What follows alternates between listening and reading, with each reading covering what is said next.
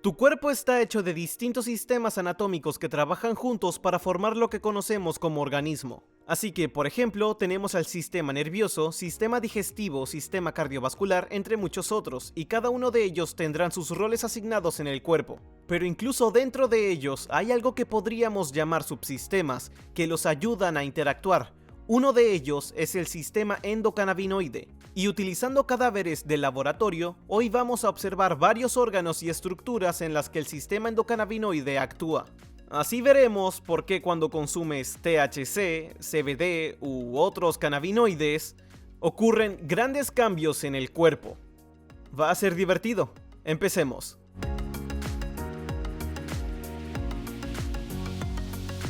El sistema endocannabinoide está compuesto de receptores cannabinoides, así como de cannabinoides endógenos y las enzimas que los crean y descomponen. En el video de hoy solo nos enfocaremos en los receptores y los cannabinoides, pero solo quiero que sepan que hay un montón de reacciones químicas en todo el proceso. Bien, es hora de empezar hablando de los receptores cannabinoides y para entenderlos mejor, vamos a observar un cerebro humano. Ahora mismo están viendo uno. Están viendo el hemisferio derecho de un cerebro humano.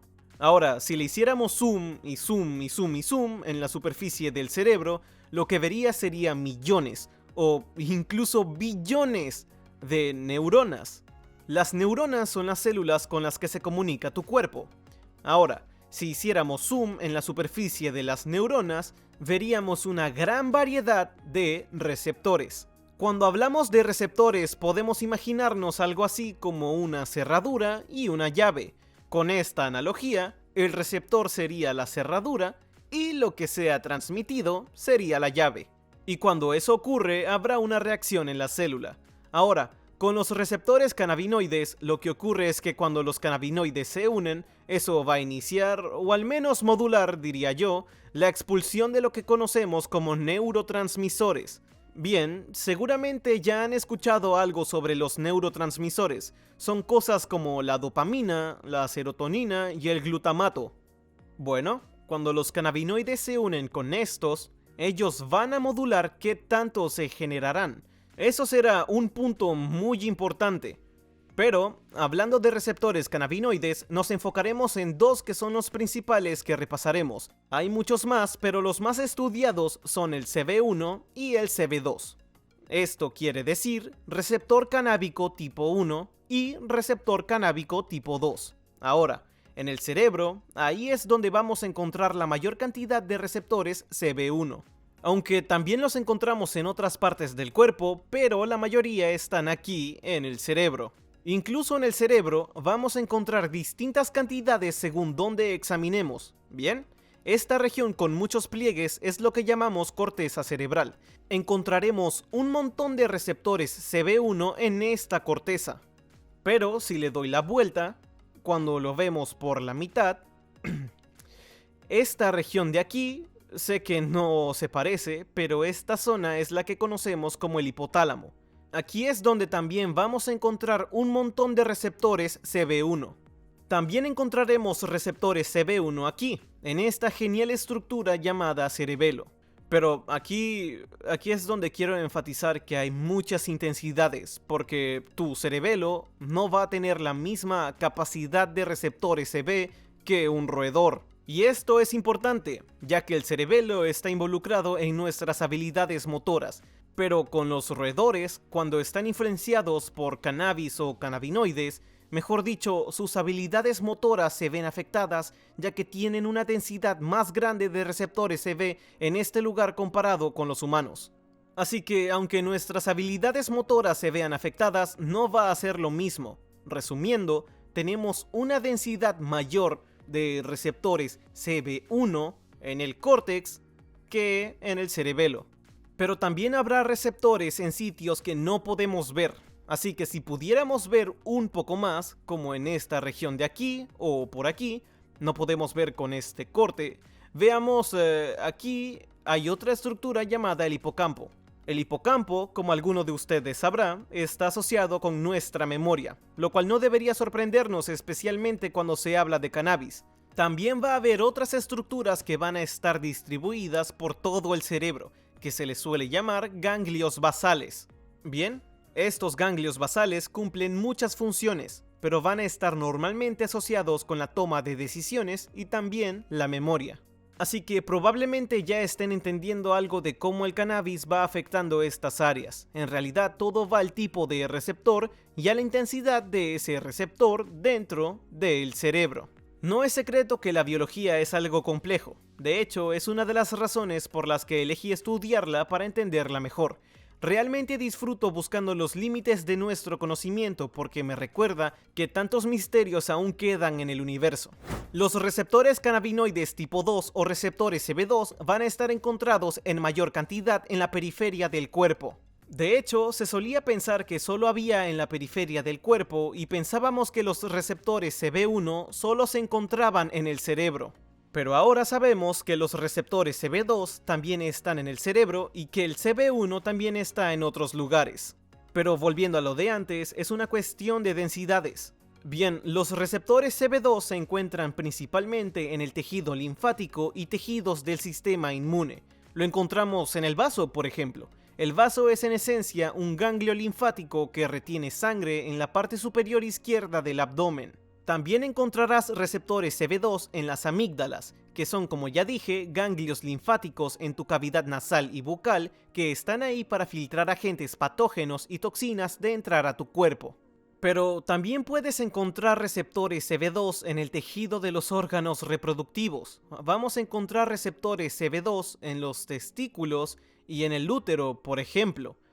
Pero el órgano, o mejor dicho, el lugar donde hay más, es en las mismas células inmunológicas, y se encuentran más que nada en una célula llamada linfocito B. Pero también los vamos a encontrar en los linfocitos T, monocitos y neutrófilos. Es importante entender el rol que estas células tienen en tu cuerpo porque ellas son las reguladoras de las inflamaciones. De hecho, cuando enlazamos un cannabinoide a un receptor CB2, eso ayuda a modular cuánta inflamación ocurre en el cuerpo. Y eso es algo muy genial. Con respecto a los cannabinoides que están comunicándose con los receptores cannabinoides, hay dos grandes grupos. Tenemos lo que llamamos exocannabinoides y los endocannabinoides. Bien, exo va a estar producido fuera del cuerpo y necesitas consumirlo para que haya un efecto. En cuanto a los endocannabinoides, esto los produce tu cuerpo. De hecho, los producen las células de las que hablamos antes. Por eso van a estar más relacionadas con tu día a día que los exocannabinoides. Bien, hay muchos tipos diferentes de endocannabinoides, pero nos vamos a enfocar en dos de ellos porque hasta ahora son los más estudiados. Y esos serán 2-araquidonilglicerol, conocido como 2-AG, y araquidonoiletanolamida, también conocido como anandamida. Sí, sé que es un trabalenguas, así que probablemente le diga 2-AG y anandamida a partir de ahora. Estas serán formadas por las neuronas, por las células inmunes, por los tejidos y van a empezar a modular los tejidos y las zonas que rodean al área que discutimos. Así que, si están en el sistema nervioso, van a modular la cantidad de dopamina, la serotonina, cuánto glutamato está siendo producido, y si están en el sistema inmune, van a estar modulando cosas como las inflamaciones. Así que esto va a cumplir un papel importante con tu día a día. Seguro que ahora están siendo secretadas, producidas en una cantidad ajustada a lo que se necesita.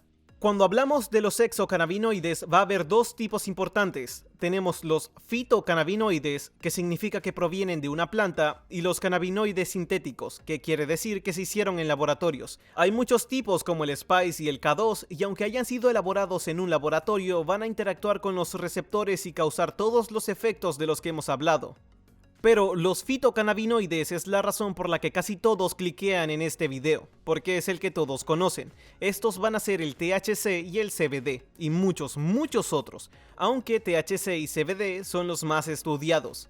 Bien, el THC se va a comunicar más que nada con los receptores CB1, aunque también se conectará con los receptores CB2, pero eso quiere decir que tendrá una mayor afinidad con el cerebro, porque como ya dije, aquí es donde la gran mayoría de los receptores están, y todavía hay una gran densidad mayor en el córtex prefrontal que en el cerebelo. Lo que quiere decir que consumir el fitocannabinoide THC va a afectar esta zona de aquí.